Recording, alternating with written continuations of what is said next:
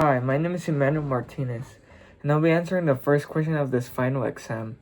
What are the three most important things I believe the US should know about US students? So for once, I would say the Texas War, after that the Mexican-American War, and last but not least, the Treaty of Guadalupe Hidalgo, which all these three events have marked the history of the United States.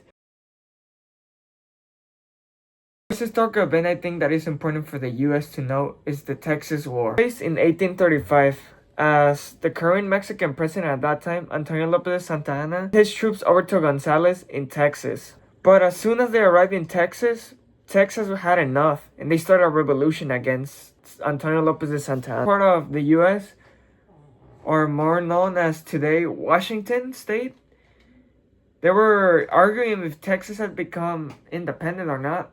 But they declared it on March 2nd of 1836 that Texas was independent. But Mexico didn't consider independent. 4 days later, after Texas was declared independent, Santa Anna's troops attacked the Alamo.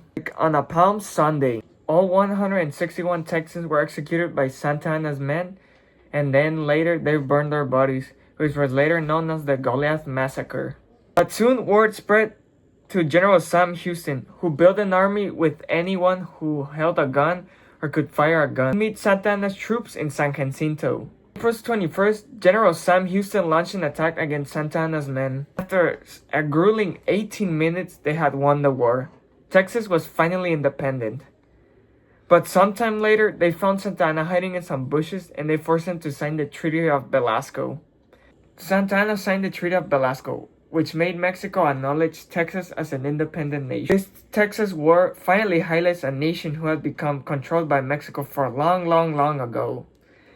And finally they had reached what they had wanted: independence. Being a sole nation.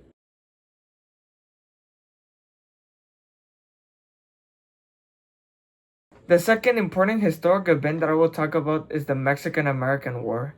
This war is important to both Mexicans and Americans, as it altered the perspective of Mexicans on Americans. To the many rule changes, territory ceded, and many more. What was the Mexican-American War? Well, the Mexican-American War was a conflict between Mexico and the US in the mid-19th century, or specifically the 1840s. As you see, during these times, the current US President James K. Polk was hungry to expand his territory. James K. Polk believed in manifest destiny, which means a duty to expand the North American continent. You can see Mexico wasn't quite thrilled with this expansion the US thought about, due to them owning a huge chunk of the American territory that is today. During this time, President James K. Polk was negotiating with Mexico to get some part of its territory, but Mexico said no.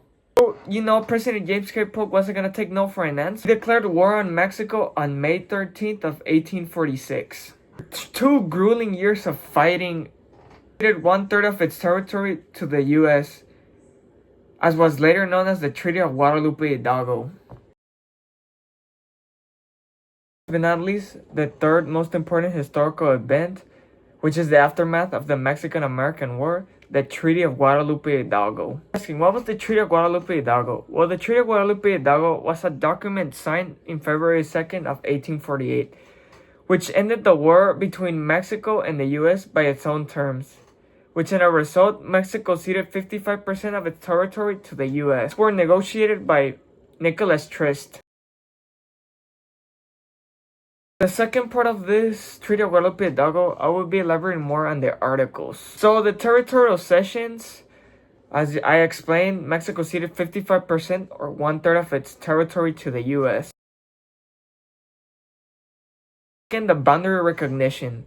It was agreed that the boundary recognition, or the border between Mexico and the US, was Rio Grande.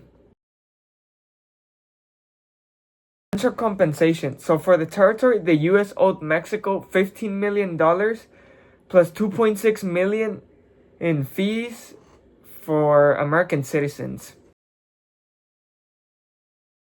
The Mexican citizen. So for people living in the ceded territory, could choose to be full-on American citizens or remain Mexican citizens.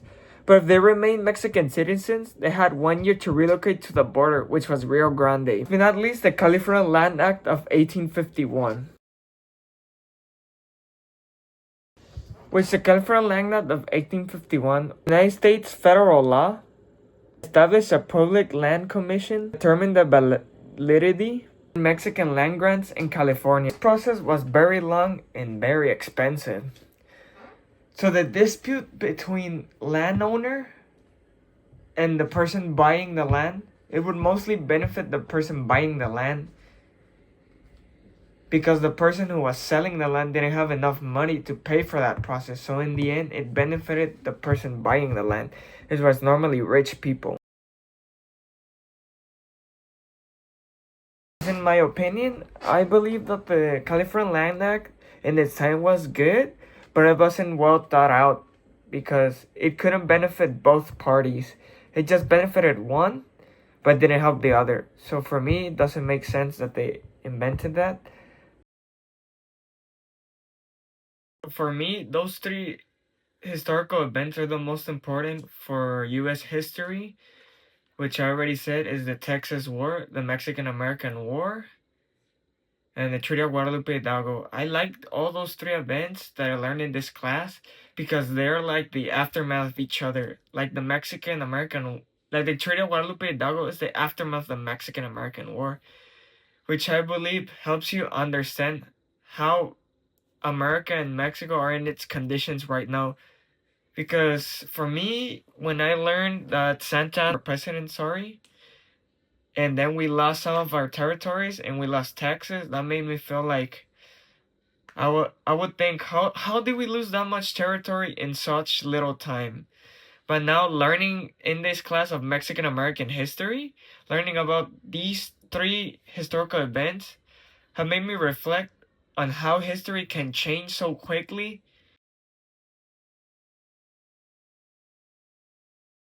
So to answer this question, as the professor said, as time advances, there will be a lot more people of Mexican descent. I think she said like a 50% increase in people that are going to be Mexican descent. Another point we can touch on is debunking these foreigner stereotypes, as Mexicans lived in the US before it was considered America. Also, Mexican American history touches on how US became the powerhouse it is today. It talks about our ancestors. It talks about how the market has grown in a bunch of ways, from a simple market into a complex global market built upon capitalism, and how these things surged, how our political states became, how our territory grew and expanded in a way. We cannot talk about the history of American West without talking about Mexico's history. This class is also important because we're going to have way more bilingual speakers and way more people that have two cultures, which is Mexico and American culture.